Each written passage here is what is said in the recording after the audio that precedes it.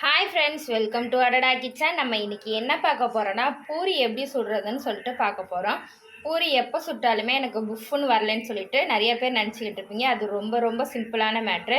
நீங்கள் 2 கப்பு மாவு எடுத்தீங்கன்னா ஒரு 2 ஸ்பூன் அளவுக்கு ரவை சேர்த்துக்கோங்க. ரவை சேர்த்து உப்பு சேர்த்து கொஞ்சமாக ஆயில் சேர்த்து நல்லா டைட்டாக பிசைஞ்சு வச்சுக்கோங்க.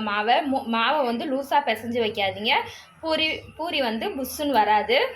இப்போ எண்ணெய் ஹீட் ஆயிடுச்சு. நான் ஆல்ரெடி மாவு தட்டி பிசைஞ்சு வச்சுட்டேன். இப்போ பூரி எப்படி சுடுறதுன்னு நான் காட்டுறேன்.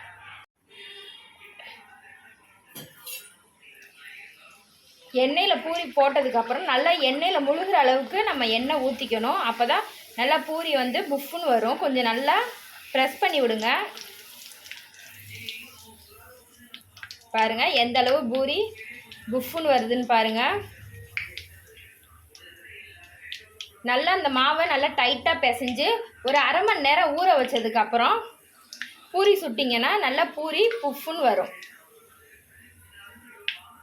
சொன்ன மாதிரி மாவை பிசைஞ்சு ஒரு 10 நிமிஷம் வச்சிங்கன்னா மாவு நல்லா ஊறிடும்.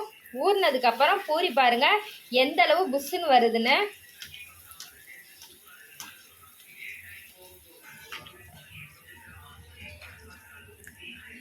பூரி இது வரைக்கும் புஷ்ஷுன்னு வரலைன்னு ஃபீல் பண்ணாதீங்க. இது மாதிரி செஞ்சு பாருங்கள்.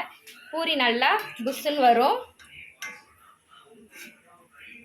2 கப்பு மாவுனா ஒரு 2 ஸ்பூன் அளவுக்கு ரவை சேர்த்துக்கோங்க. கொஞ்சம் ஆயில், கொஞ்சம் சால்ட்டு சேர்த்து நல்லா டைட்டாக மாவை பிசைங்க. லூஸாக பிசையாதீங்க. டைட்டாக பிசைஞ்சு ஒரு 10 நிமிஷம் அல்லது அரை மணி நேரம் நல்லா ஊற வச்சதுக்கப்புறம் மாவை தட்டி இது மாதிரி போடுங்க. பூரி நல்லா புஷ்ஷுன்னு வரும். இதுக்கப்புறம் நீங்கள் பூரி சுட ஆரம்பிச்சிங்கன்னா நீ சுடுற பூரி மட்டும் எப்படி புஃப்னு வருதுன்னு சொல்லிட்டு எல்லோரும் கேட்க ஆரம்பிச்சிருவாங்க. நீங்களும் நிறைய டிப்ஸ் கொடுக்கலாம்.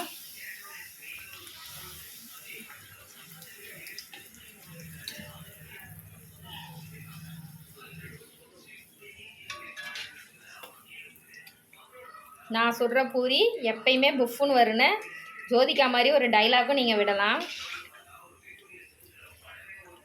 பாருங்கள் நம்ம போடுற எல்லா பூரியுமே நல்லா புஃப்னு தான் இருக்குது.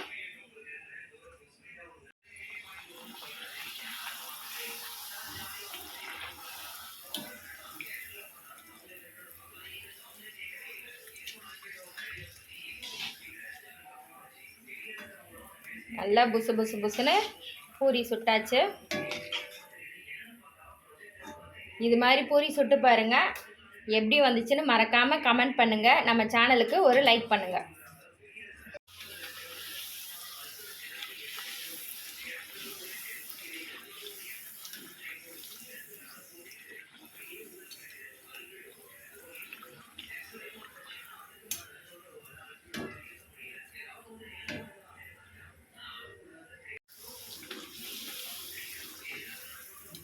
நம்ம போடுற எல்லா பூரியுமே நல்லா புஷ்ஷுன்னு வருது பாருங்கள்.